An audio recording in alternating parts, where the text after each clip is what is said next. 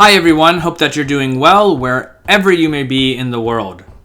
So like many of you recently, I've been spending a good deal of time indoors, which hasn't all been bad because it's given me time to read. And one of the subjects I've had the opportunity to study further is the ancient collection of correspondence known as the Amarna Letters. Honestly, going through these documents is actually a lot of fun. They reveal a lot about the events occurring during the late Bronze Age, as well as the rulers involved and certain aspects of their personalities. So for those of you who may not be familiar with them, the Amarna Letters are a collection of correspondence spanning the reigns of pharaohs Amenhotep III, Akhenaten, and the first year or so of Tutankhamun, the young king we often affectionately refer to as King Tut. Though Egyptologists and Assyriologists often disagree, according to a more recent revision, the dates of these letters would likely be between 1391 to 1353 BCE. They were discovered amongst the ruins of Pharaoh Akhenaten's capital of Akhetaten, known today as Tel El-AMARNA. Consisting of 382 cuneiform tablets written in variations of Akkadian, the lingua franca of the day, the Amarna Letters are a collection of mostly diplomatic and international correspondence between the pharaoh and his vassals, foreign dignitaries, and, my favorites of all, the kings of Babylonia, Assyria, the kingdom of the Mitanni, and the Hittite Empire. By the 14th century BCE, the empire of Egypt's 18th dynasty dominated Canaan and other parts of the Levant up to the borders of the Hurrian kingdom of the Mitanni, an area which today would be around northwestern Syria and perhaps parts of northern Lebanon.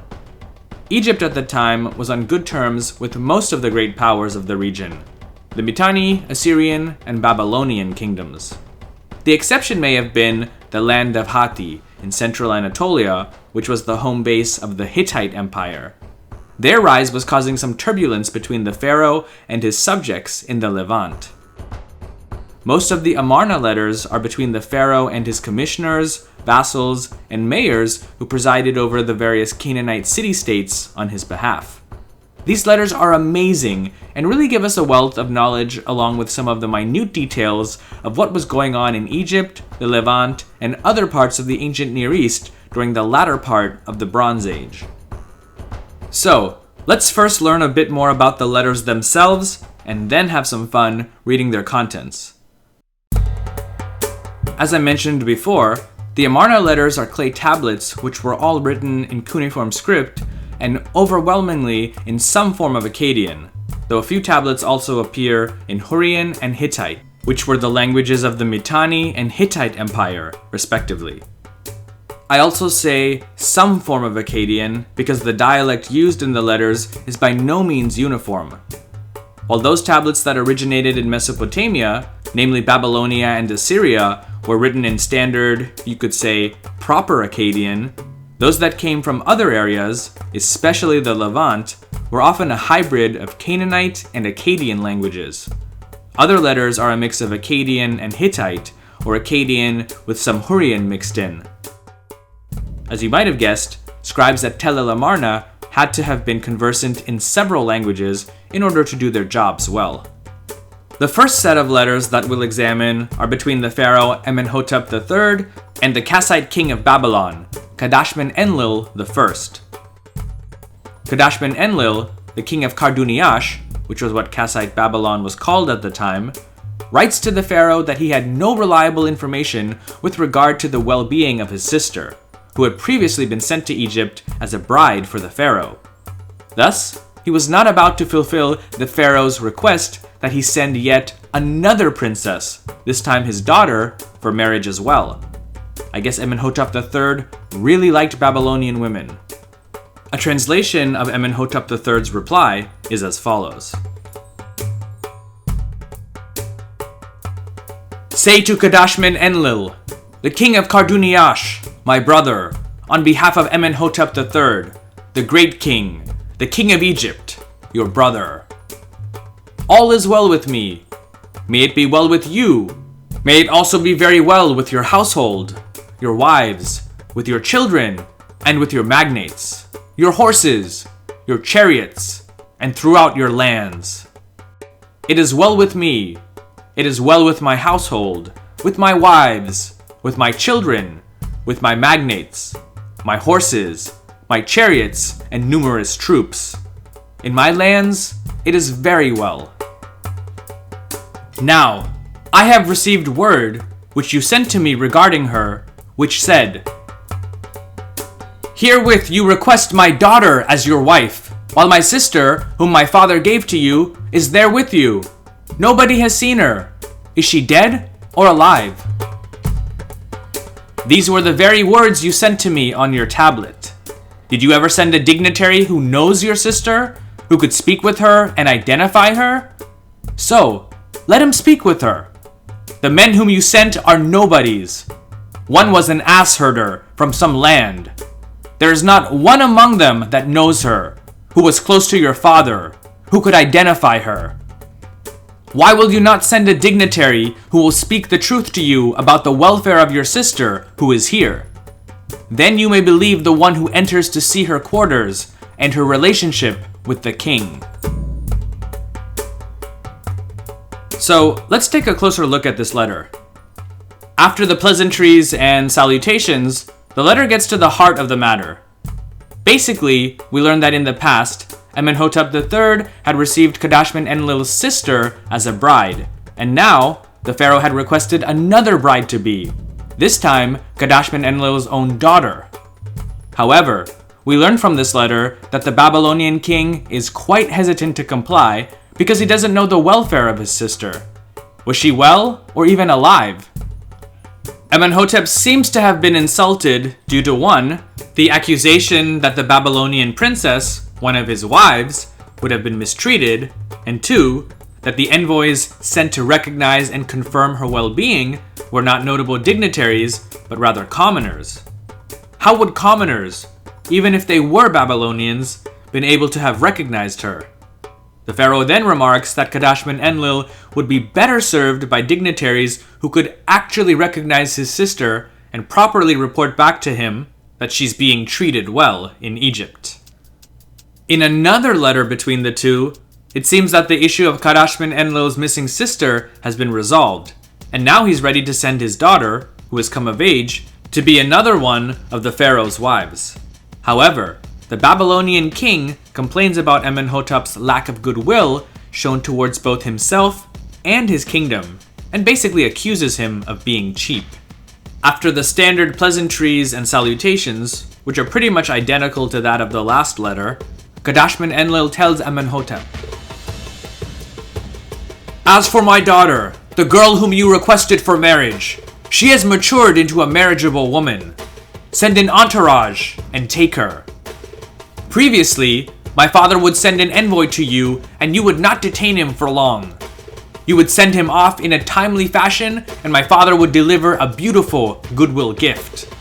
But when it was I who sent you an envoy, you detained him for 6 years. In those 6 years, you have merely sent as a goodwill gift 30 minas of gold that looks like silver. When you arranged a great Isinu festival, your envoy did not send the word to come, eat, and drink. Nor did you send my gift for the festival. You have sent me these 30 minas of gold. My gift is not equivalent to what I have given you every year. So we learned in the last 2 letters that Amenhotep III had possibly received 2 Babylonian princesses as brides. However, in a 3rd letter, it looks like Kadashman-Enlil feels that the pharaoh should return the favor by sending him an Egyptian princess, to which Amenhotep must have told him in a previous letter that giving away their daughters to foreigners is just not something that the Egyptians did. Kadashman-Enlil, who seems pretty angry and a bit desperate, writes the following in another letter. Moreover, you, my brother, when I wrote to you about marrying your daughter, you wrote to me saying, Never has a daughter of the king of Egypt been given to anyone. Why is she not given? You are king. You do as you please. If you were to give her, who would say anything? When they told me this, I wrote to my brother thus, saying, "Surely beautiful women, adult daughters, are available. Send me one beautiful woman as if she were your daughter. Who would say, 'She is not the king's daughter'?" But you, in accord with your refusal, did not send me anyone. Did you not seek brotherhood and friendship when you wrote to me about marriage so that we might become close relations to each other? And I myself, for this very same reason, for brotherhood and friendship, wrote to you about marriage in order that we might become close relations to each other. Why has my brother not sent me one woman? And as to the gold I wrote to you about, send as much as is available, a great quantity, before your messenger comes to me. Now, quickly, during this summer, send it to me so I can accomplish the project I have undertaken. If you send me the gold I wrote to you about this summer, I shall give you my daughter. So you do me a favor and send me as much gold as you can." So as we can see by these letters, state correspondence was not always about affairs of state. However, the Amarna letters we have that were written by Assyrian kings are all business. They're also one of the few examples where the Assyrian dialect of Akkadian is used. The following letter is one of my favorites because it's written by a ruler who I believe was one of the lesser known, more underrated kings of the Bronze Age, Ashur-uballit I of Assyria. At the time, probably around 1350 or 1340 BCE, Assyria, the new kid on the block, had not only become independent of its Mitanni overlords, but had surpassed them in power as well. Ashur-uballit's letter introducing himself to the unnamed Egyptian pharaoh, probably Akhenaten, is as follows.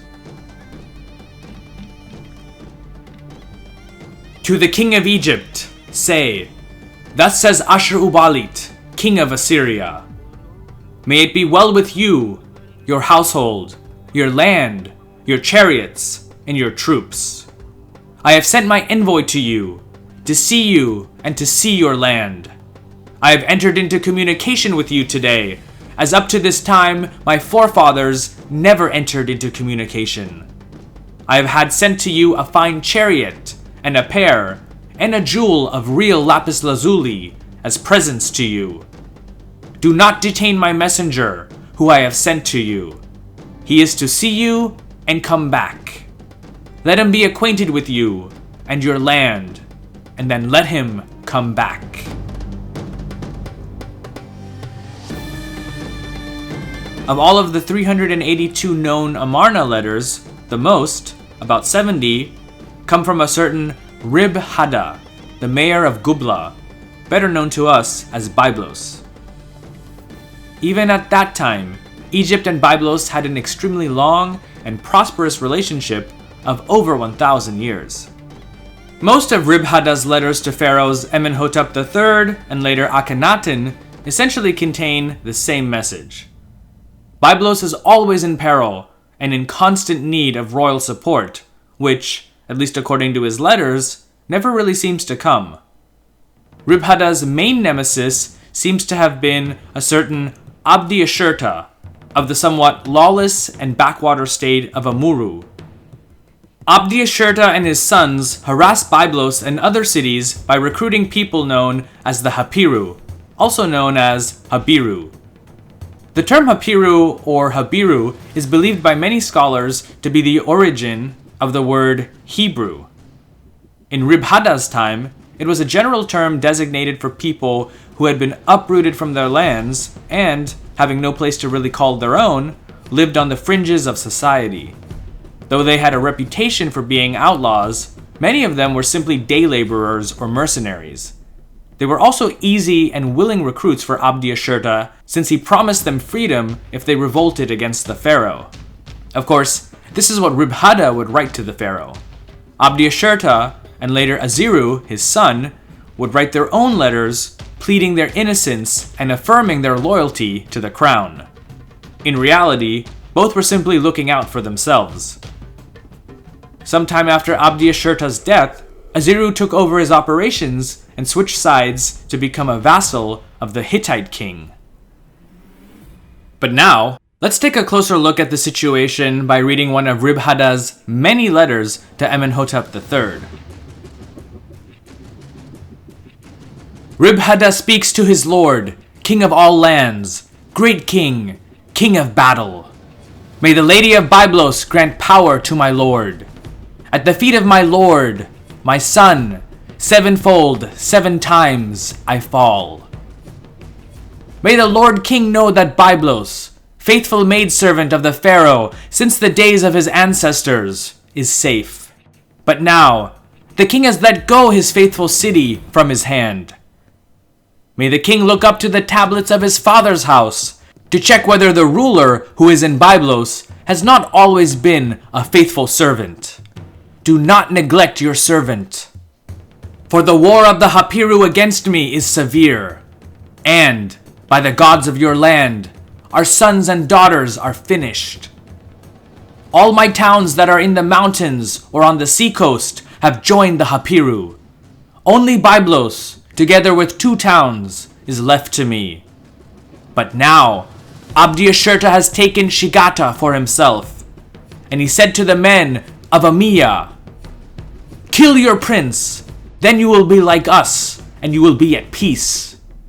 And they acted in accord with his words, and became like Hapiru. Moreover, now Abdiashirta has written to the troops, "Assemble in the temple of Ninurta, and we shall fall upon Byblos, for there is no one who will save it from our hand. Then we shall drive out the mayors from within the lands, and all the lands will join the Hapiru, and our sons and daughters will be at peace forever. Even if the king were to come forth, since all the lands are hostile to him, what could he do to us?" Thus they made an oath between themselves, and I am very, very afraid, for there is no one who will save me from their hands. Like a bird that is placed inside a cage, just so am I in Byblos. Why do you neglect your land? I have written like this to the palace, but my words are not heard. May the king heed the words of his servant, and may he grant his servant provisions and sustain his servant, so that I may guard his faithful city, together with our lady, our goddess, for you." Unfortunately, help from the pharaoh never arrived, and in despair, Ribhadah went to Beirut with the hope of forging an alliance with that city's mayor. However, while he was there, his brother, Ilirapi, seized control of Byblos and pledged his own loyalty to the pharaoh. Even from Beirut, Ribhadah pleaded to the pharaoh to help him to recover his beloved city, but all in vain. Not too long after this, Ribhadah, who was now in exile, died in Beirut. In one of his last letters to the pharaoh, in this case Akhenaten, he wrote the following: "Ribhadah speaks to his lord, king of all lands, great king, king of battle. May the lady of Byblos grant power to my lord. At the feet of my lord, my son, sevenfold, 7 times I fall. I wrote repeatedly for garrison troops, but they were not provided, and the king, my lord, did not heed the words of his servant. And I sent my messenger to the palace, but he returned empty-handed. He had no garrison troops. Then the men of my household, seeing that no silver had been provided, wronged me. They treated my brother like one of the mayors, and they despised me. When my brother saw that my messenger had come forth empty-handed, there being no garrison troops with him, he despised me. Thus he committed a crime, and expelled me from the city. May the king, my lord, not be neglectful about this dog's deed. Now, I am not able to come to the land of Egypt myself. I am old, and a terrible sickness afflicts my body. Thus, I cannot enter before the king, my lord. So now I have sent my son, servant of the king, my lord, before the king, my lord. And may my lord know that I would die for him. When I was in the city, I guarded it for my lord, and my heart being devoted to the king, my lord, I would not give the city to the sons of Abdi-Ashurta. May the king, my lord, not neglect the city. Byblos is his loyal city. There is much property of the king within it, the wealth of our forefathers. If the king neglects the city, all the cities of Canaan will no longer be his. May the king not neglect this matter. I think it's pretty obvious that Ribhadda died a loyal but broken man. It also seems that the Egyptian government couldn't care less as to who presided over Byblos as long as it was one who was loyal to the pharaoh. It made no difference if it was Ribhadda or his brother. Their conflict was a family one and didn't necessarily concern the Egyptian government as long as whoever watched over Byblos was loyal to the pharaoh and managed his interests there. As for Abdi-Ashurta, he was eventually captured by the Egyptians in the city of Sumur, and later released and sent back to Amurru, where he was murdered, possibly by the Egyptians or perhaps by one of his many rivals. There's no record indicating exactly who it was. His son Aziru succeeded him as leader of Amurru and eventually established a kingdom there. Though on the surface he declared himself to be a vassal of the pharaoh, he was actually negotiating a treaty with the Hittites and eventually formally switched sides to join them. Thus, Amurru became a vassal of the Hittite Empire, with Aziru left formally in charge. The full story is really fascinating and something I'll cover in another program. Rivalries between cities and their respective mayors is a common theme in the Amarna Letters. Mayors would accuse others of disloyalty and felonies against the Egyptian state, while maintaining their own innocence and reaffirming their desire to serve the pharaoh. One interesting rivalry was between the Canaanite cities of Shechem and Jerusalem. Lubayu, the mayor of Shechem, was accused by his peers of undermining the pharaoh's interests by seizing land not belonging to him and cheating when it came to paying his fair share of tribute, accusations that he denies in the following letter. To the king, my lord and my son, message of Lubayu, your servant and the dust of your treading. At the feet of the king, my lord and my son, sevenfold, 7 times I fall. I have heard the words that the king wrote to me. And who am I that the king should lose his land on account of me? Look, I am a loyal servant of the king. I have not transgressed, nor have I committed fault. And I have not withheld my tribute, nor have I withheld any request of my commissioner. Another matter. The king sent for my son. I did not know that my son was carrying on with the Hapiru. I herewith hand him over. Furthermore, even if the king sent for my wife, heaven forbid that I should withhold her. Even if the king wrote to me, put a bronze dagger in your heart and die. Heaven forbid that I should not execute the king's command. Abdi-Epa, the mayor of Jerusalem, also complains to the pharaoh about how he's been wronged by his rivals. But in his letter, he asks for aid against them and points out that other cities who have in the past received such help are stable and at peace. And may the king take thought for his land. Look at the lands of Gezer, of Ashkelon, and of Lachish. They, meaning Egyptian troops or the pharaoh's men, provided them with food, oil, and whatever else they need. May the king also take thought for the archers, and may he send the archers against the men who commit crimes against the king, my lord. If this year there are archers, then the lands and the mayors will belong to the king, my lord. But if there are no archers, the king will have no lands and no mayors. He then takes a swipe at Shechem's mayor, Lubayu. Look at this deed, the deed of the sons of Lubayu, who have given the land of the king to the Hapiru. There are many other letters like these, well over 300 in fact, and perhaps we can take a look at them another time.